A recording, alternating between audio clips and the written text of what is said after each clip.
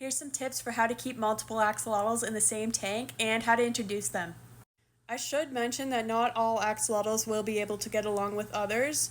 The main issue will be nipping.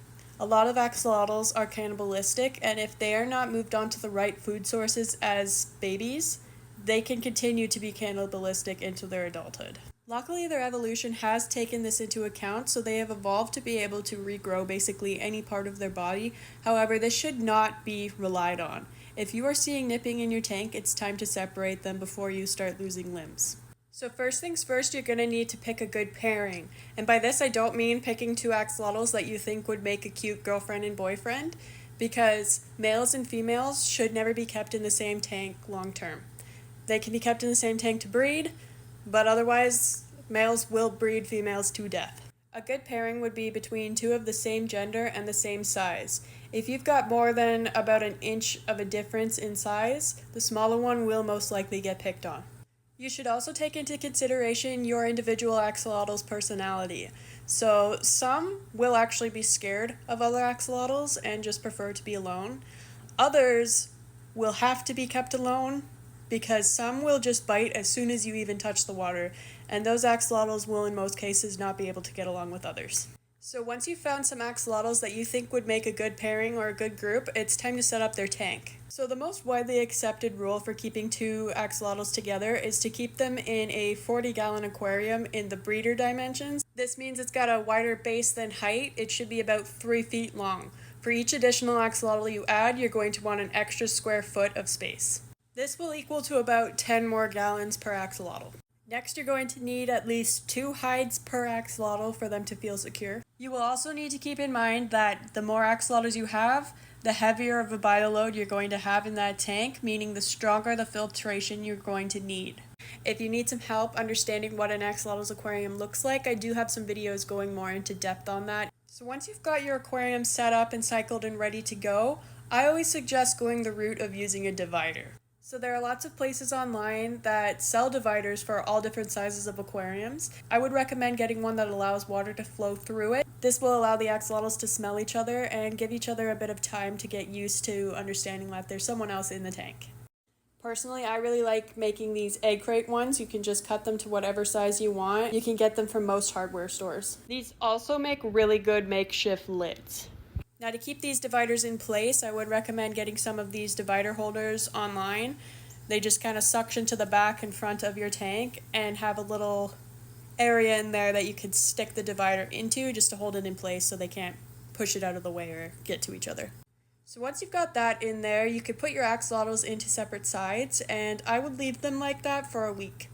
On the second week, I would start taking it out for an hour or two at a time just to give them some playtime together. But be sure to monitor them the whole time and put the divider back in when you leave the room. Now, some things that you might see during the first interactions are some axolotls will hide from each other for a bit, while others will actually start doing the mating dance. It doesn't matter that they're the same gender, they love everyone. Now, this mating dance will basically look like the axolotls kind of following each other around the tank, sniffing in each other's crotches. As long as they're not biting each other, this shouldn't be an issue.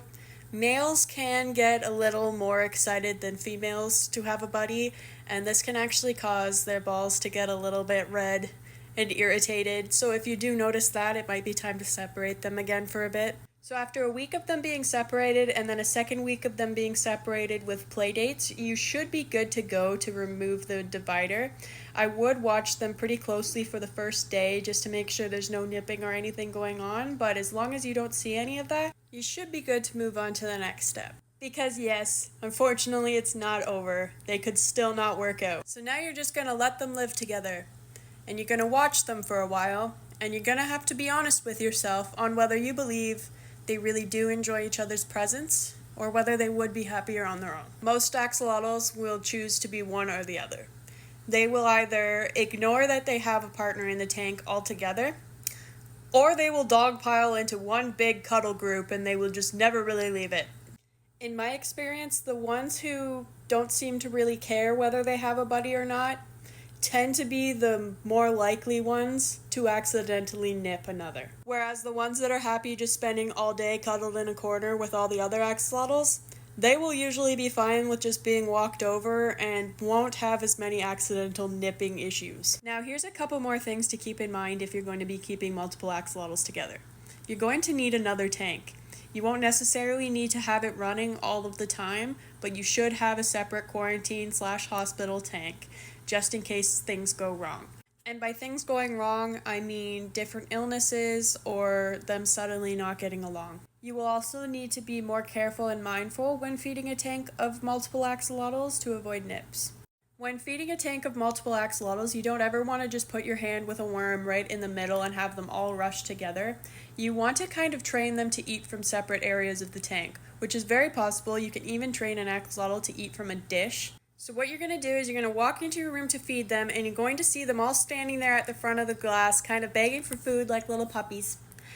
And you are going to designate an area of the tank for each axolotl to eat in. Once you've picked an area, you're going to put your hand in the tank without any food in it, and you're going to gently push them to that area before feeding them. And you're going to do this for as long as you need until they figure it out and they know as soon as they see you to go to their spot.